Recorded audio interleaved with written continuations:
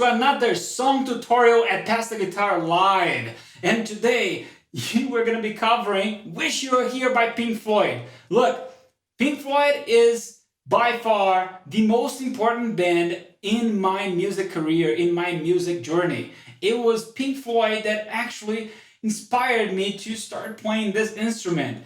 And I remember when I first learned how to play this song, it brought so much joy to my life, and I am so happy to be able to bring this one here for all of you and make your lives better, because my life is so much better now that I know how to play this song. So don't forget to hit that subscribe button and that bell so we can go straight into the lesson. Let's zoom in. Alright, as per usual, we're gonna start by going over the chords we're gonna be using here. Right, we're gonna need G majors,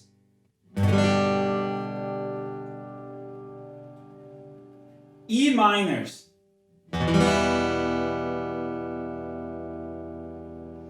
we're gonna need also A majors, and A minors.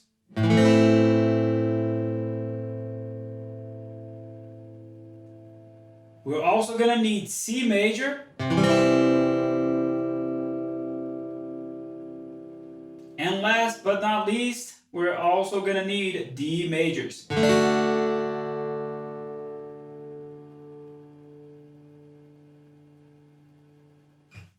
And you guys are gonna be super happy to know that we don't need a capo. We're learning the song in a key that Pink Floyd has recorded. So when you learn this song, just put that Pink Floyd Wish You're Here on your stereo, on your phone, or whatever you're gonna listen to, and just jam along to it. Cool? If you're feeling comfortable, let's dive straight into the strumming pattern we're gonna be using. Alright? You can see it now. It is, as we always do, I'm gonna play the strumming pattern first. If you're already feeling comfortable, play along with me. I'm gonna mute the strings so you get used to the sound. And make sure you're listening to that way, the way that I'm counting. It's really important. 1, 2, E, 3, E, and 4. 1, 2, E, and 3, E, and 4. 1, 2, E, and 3, E, and 4. Down, down, up, down, up, down, down, down, down, up, down, up, down, down. That's it. Well, let's plug in a chord and hear that strumming pattern. Let's use G major. Here we go. 1, 2, E, and 3, E, and 4.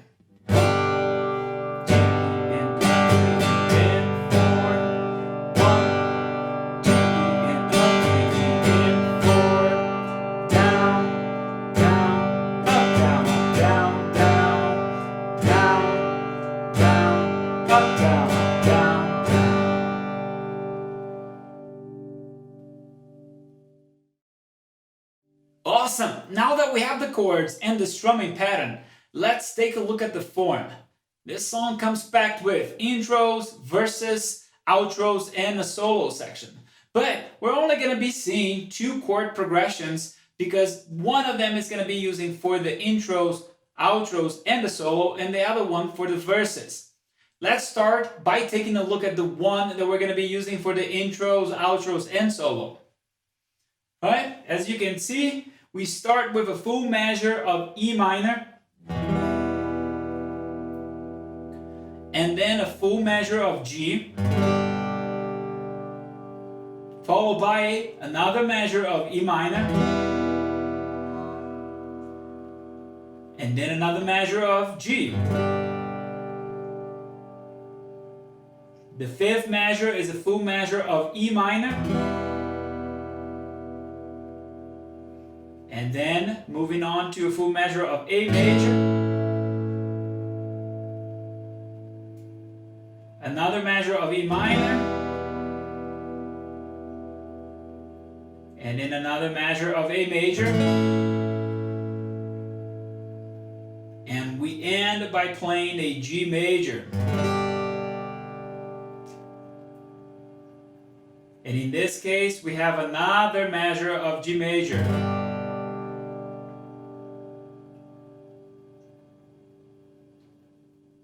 So for intros and outros and the solo, sometimes for some of them, we will have 2 measures of G major at the end. And for the other ones, we're only going to have 1 measure of G major. So that's going to happen with the first intro, as you can see here on the chart. The second intro comes with just 1 measure of G major, which is right before we hit the first verse. The solo, as you can see, only has 1 measure of G major at the end. The first outro number 1, it comes with 2 measures of G major at the end. And the second outro comes with a special ending. So let's take a look at this special ending. We do have this measure of G major going to C on the last beat, and then back to another G, and then ending with an E minor. So the last outro second outro is extremely unique. Let's just go over these chords at the very, very end. So in the very end, we're gonna have a full measure of G major, 2, 3, and on the 4th beat, we're gonna play C, moving back to a full measure of G major, and then ending on a E minor.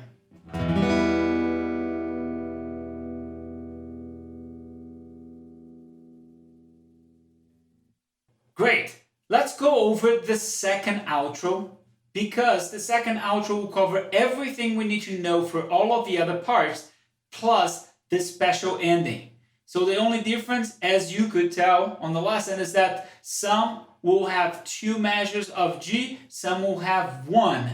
But the outro number 2 is special because it does have that measure with G going to C, and then a full measure of G ending on an E minor. So let's cover this one. Let's take a look at it. All right, let's play this one now that we have covered with the strumming pattern that we learned. 1, 2, E and up, 3, E and 4. 1, 2, E and up, 3, E and 4, and 2, E and up, 3, E and 4, E minor, and up, 3, E and 4, G major, 1, 2, E and up, 3, E and 4, back to E minor, 2, E and up, 3, E and going to A major, 1, 2, E and up, 3, E and 4, another E minor, 2, E and up, 3, E and 4, and then 1 more A major, 2, E and up. Here we go to the G, 1, 2, E and up, 3, E and 4, C, back to G, 2, E and up, 3, E and 4, and E minor to end.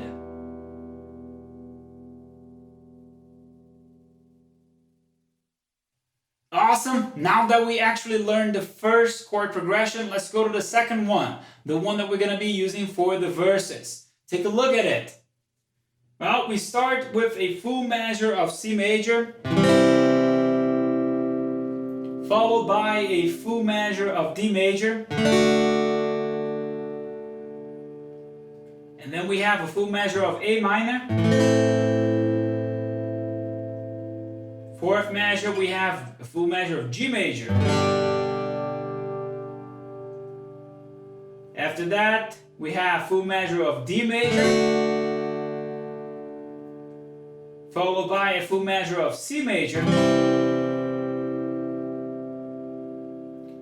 and then a full measure of A minor, and ending with a full measure of G major.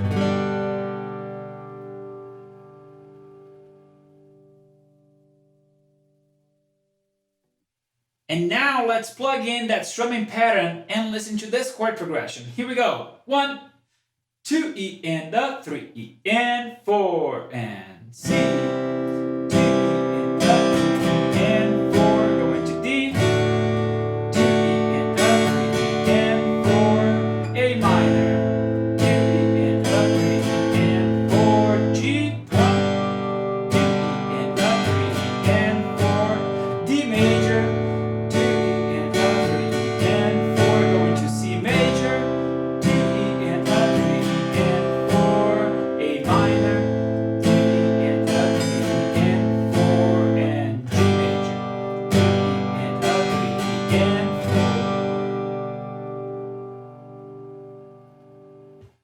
And that's a wrap for this lesson. With this, you're going to be able to play Wish You're Here by Pink Floyd.